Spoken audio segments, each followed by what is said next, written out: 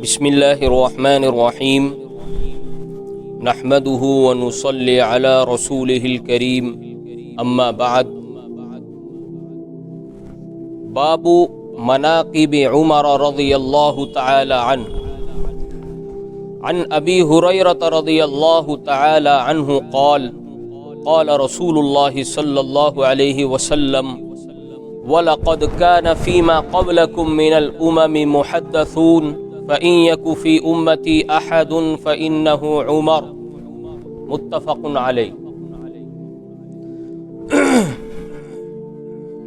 پچھلی دفعہ حضرت ابو بکر صدیق رضی اللہ تعالی عنہ کا کے فضائل، مناقب اور محاسن کا بیان آپ حضرات کے سامنے آیا تھا۔ اس مرتبہ مراد رسول حضرت عمر فاروق رضی اللہ تعالی عنہ جو خلیفہ دوم ہیں، اور امت میں حضرت ابو بکر رضی اللہ تعالی عنہ کے بعد اگر کسی کا مقام ہے تو حضرت عمر فاروق کا مقام ہے۔ حضرت عمر کا نام کیا تھا، لقب کیا تھا، کنیت کیا تھی، یہ بات بھی آپ کے سامنے انشاءاللہ بیان کی جائے گی۔ حضرت کا حلیہ مبارک کیا تھا، یہ بات بھی بیان کی جائے گی۔ حضرت نے امت کے لیے کیا کارنامے انجام دیے، یہ بات بھی آپ کے سامنے انشاءاللہ بیان کی جائے گی۔ حضرت عمر کا نام تو عمر تھا اور لقب تھا فاروق۔ فاروق کے معنی آتے ہیں فرق کر دینے والا، جدائیگی پیدا کر دینے والا، الفارق بین الحق والباطل، جو حق کو باطل سے الگ کر دے، دودھ کا دودھ پانی کا پانی کر دے، اسے کہتے ہیں فاروق۔ یہ لقب پیغمبر علیہ الصلاۃ والسلام نے حضرت عمر کو عطا فرمایا تھا، اور آپ کی کنیت ابو حفص تھی۔ آپ کا سلسلہ نسب نبی پشت میں جا کر پیغمبر علیہ الصلاۃ والسلام سے جا ملتا ہے۔ آپ علیہ الصلاۃ والسلام کے 90 دادا تھے کعب، ان کے 2 لڑکے تھے، ایک کا نام تھا مرہ، ایک کا نام تھا عدی۔ حضرت عمر رضی اللہ تعالی عنہ عدی میں سے ہیں، بنو عدی، اور رسول اللہ صلی اللہ علیہ وسلم مرہ کی اولاد میں سے ہیں۔ یہ آپ کا سلسلہ نسب ہے۔ حلیہ مبارک محدثین نے بیان فرمایا ہے کہ آپ کا قد دراز تھا، لمبا قد تھا،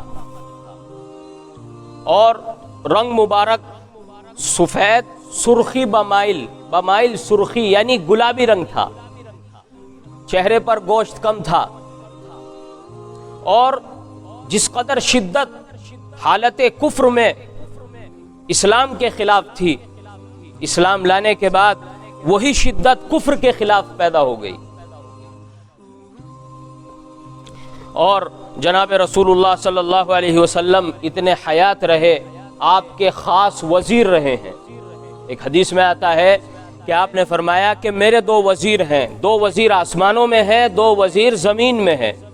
آسمانوں میں 2 وزیر جبرائیل اور میکائیل ہیں، اور دنیا میں میرے 2 وزیر ابو بکر و عمر ہیں۔ حضرت ابو بکر رضی اللہ تعالی عنہ کی خلافت کا تذکرہ تفصیل سے پیچھے آ چکا ہے۔ اس میں حضرت ابو بکر رضی اللہ تعالی عنہ کے دور خلافت میں منصب قضا پر فائز رہے، اور جب حضرت ابو بکر رضی اللہ تعالی عنہ دنیا سے تشریف لے جانے لگے تو اپنے بعد حضرت عمر رضی اللہ تعالی عنہ کو خلیفہ نامزد کر کے گئے۔ اسلام کے لیے آپ نے ایسی خدمات انجام دی ہیں کہ صفحات تو ختم ہو سکتے ہیں، لیکن وہ خدمات نہ تو بیان کی جا سکتی اور نہ ہی صفحات پر لکھی جا سکتی۔ دنیا سکندر اعظم ایک بادشاہ گزرا ہے، اسے الیگزینڈر کہتی ہے، لیکن اگر تاریخ کا مطالعہ کیا جائے تو وہ جو سکندر اعظم تھا، وہ جب کسی ملک کو فتح کرتا تھا، ایک تو اسے ویران کر دیتا تھا، اور جس قدر اس کے پاس فوج تھی اتنی حضرت عمر کے پاس نہیں تھی۔ حضرت عمر رضی اللہ تعالی عنہ نے کم فوج کے ساتھ سکندر اعظم سے بڑا علاقہ فتح کیا۔ اس وجہ سے اگر الیگزینڈر کا صحیح لقب کو صحیح پانے والا صحیح حقدار صحیح معنی میں اگر کوئی ہے تو وہ حضرت عمر رضی اللہ تعالیٰ عنہ ہے۔ آپ نے 1036 شہر مع مضافات کے فتح کیے، اور آپ کے زمانے میں 22 لاکھ مربع میل پر اسلام کا جھنڈا لہرانے لگا۔ اگر آپ ہندوستان میں غور کریں تو 500 کچھ سیٹیں ہیں، لوک سبھا کی 504 سیٹیں، حضرت عمر نے 1036 شہر فتح کیے تھے، یعنی ہندوستان سے بھی بڑا علاقہ فتح کیا تھا۔ اس سے آپ سمجھ سکتے ہیں 22 لاکھ مربع میل کے مالک، اور 22 لاکھ مربع میل کے مالک زندگی کیسی؟ تکیے، اینٹ کو تکیہ بنا کر سو جاتے تھے، اور رعایا سو رہی ہے، ساری رات آپ مدینہ منورہ کی گلیوں میں گشت فرما رہے ہیں۔ یہ ہے، اور آپ کا عدل و انصاف ایسا تھا، ایک واقعہ لکھا ہے مورخین نے کہ ایک مرتبہ ایک چرواہا بکریاں چرا رہا تھا، اس کی ایک بکری کو ایک بھیڑیا کھا گیا، تو اس نے کہا کہ حضرت عمر کی وفات ہو چکی۔ اس سے کسی نے پوچھا کہ بھائی تو نے کیسے پہچانا؟ اس نے کہا کہ حضرت عمر فاروق رضی اللہ تعالیٰ عنہ کے زمانے میں عدل و انصاف ایسا تھا کہ اس کا اثر انسان تو انسان حیوانات پر بھی تھا، کسی بھیڑیے کی مجال نہیں تھی کہ میرے بکریوں کو ٹچ بھی کر سکتے۔ اور پیغمبر علیہ الصلوۃ والسلام نے پیشن گوئی فرمائی تھی کہ ایک وقت آنے والا ہے کہ حضر موت سے چل کر ہزاروں کلومیٹر میل کے فاصلے پر مکہ مکرمہ ایک عورت تنہا اونٹ پر سوار ہو کر جائے گی، اور اسے اللہ کے علاوہ کسی اور کا خطرہ نہیں ہوگا، ایسا امن و امان قائم ہوگا۔ یہ پیشن گوئی حضرت عمر کے زمانے میں پیش آئی کہ ایک عورت اونٹ پر بیٹھ کر ہزاروں میل کا سفر اکیلی طے کر سکتی تھی، کوئی ٹچ کو دور کرنے کی بات آنکھ اٹھا کر نہیں دیکھ سکتا تھا۔ یہ حضرت کا عدل و انصاف تھا۔ یہ تھے حضرت عمر، صرف 10 سال 9 ماہ خلافت کی ہے، اور آدھی دنیا تقریباً فتح کر کے دے گئے۔ ایک یہودی کا تجزیہ ہے کہ اگر 10 سال حضرت عمر اور رہ جاتے تو پوری دنیا فتح کر کے مسلمانوں کو دے جاتے۔ اللہ نے وہ صفت غضب کا غلبہ رکھا تھا، روایت میں آئے گا آگے کہ آپ علیہ الصلوۃ والسلام نے فرمایا کہ عمر، جس گلی سے تم گزرتے ہو شیطان اس راستے کو چھوڑ دیتا ہے۔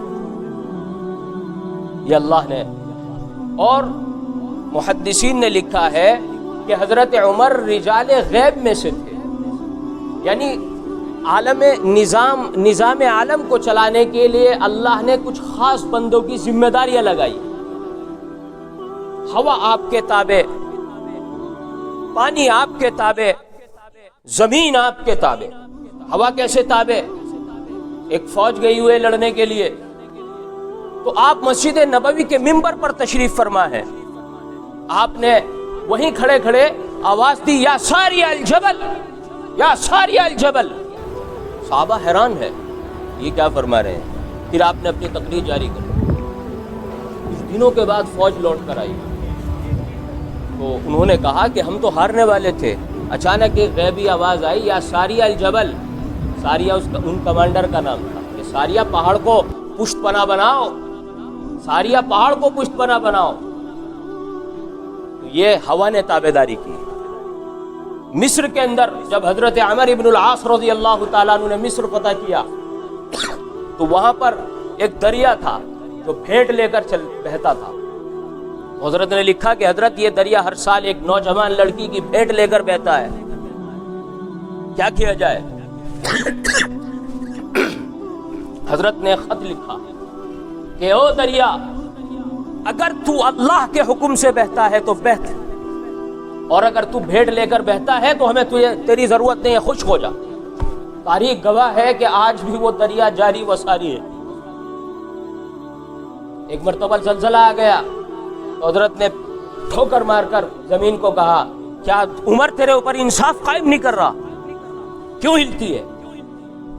آگ پر حکومت، ایک مرتبہ ایک پہاڑوں جنگلات میں آگ لگ گئی، جنگل کی آگ بڑی جلدی پھیلتی ہے، تو حضرت نے اپنی چادر کا سوٹا بنا کر دیا کہ اس سے ہٹا کر لے جاؤ، بھاگ جائے گی آگ۔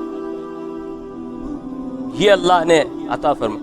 جب عدل و انصاف کا قیام ہوتا ہے تو پھر ہر ایک مومن کے لیے یہ چیزیں فرما بردار بن جاتی، تابع بن جاتی۔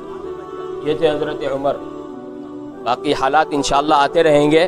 پہلی روایت میں نے پڑھی تھی، رسول اللہ صلی اللہ علیہ وسلم ارشاد فرماتے ہیں وَلَقَدْ كَانَ فِي مَا قَبْلَكُم مِّنَ الْأُمَمِ مُحَدَّثُونَ، کہ صحابہ سے خطاب کرتے ہوئے فرمایا کہ تم سے پہلے جو امتیں گزری ہیں ان میں محدث ہوا کرتے تھے، اگر میری اس امت میں کوئی محدث ہے تو وہ عمر ہے۔ محدث کا کیا مطلب ہے؟ محدث کے 3 مطلب علماء نے لکھے ہیں۔ پہلا مطلب تو یہ ہے کہ اگر کسی بات میں اختلاف ہو جائے تو محدث وہ شخص ہوتا ہے جس کے دل میں صحیح بات ڈالی جاتی ہے۔ اختلاف میں ایک بات صحیح ہوتی ہے، ایک بات غلط ہوتی ہے، تو محدث اسے کہتے ہیں من جانب اللہ، حق اس کے دل میں ڈال دیا جائے، اسے محدث کہتے ہیں۔ دوسری تفسیر محدثین فرماتے ہیں کہ محدث اس شخص کو کہتے ہیں جس کے دل میں من جانب اللہ القاء کیا جائے، کوئی پیغام ڈالا جائے، کوئی حق بات ڈالی جائے امت کو صحیح رہنمائی کرنے کے لیے۔ تیسری تفسیر محدث کہتے ہیں جس سے فرشتے بات کرتے ہوں، جس سے فرشتے بات کرتے ہیں اسے محدث کہتے ہیں۔ تو فرمایا پیغمبر علیہ الصلوۃ والسلام نے کہ اگر کوئی اس امت میں محدث ہے تو وہ عمر ہے، جن سے فرشتے بات کرتے ہیں۔ اگر کسی بات میں اختلاف ہے تو جو عمر کہہ رہے ہیں وہی بات حق ہے، وہی بات صحیح ہے۔ اللہ ان کے دل میں حق بات کو القاء فرماتے ہیں، ڈالتے ہیں۔ یہ حضرت عمر رضی اللہ تعالیٰ عنہ کی شان مبارک۔ اللہ رب العزت ہمیں صحابہ کا صحیح مقام و مرتبہ سمجھنے کی توفیق عطا فرمائے۔ وآخر دعوانا ان الحمد للہ رب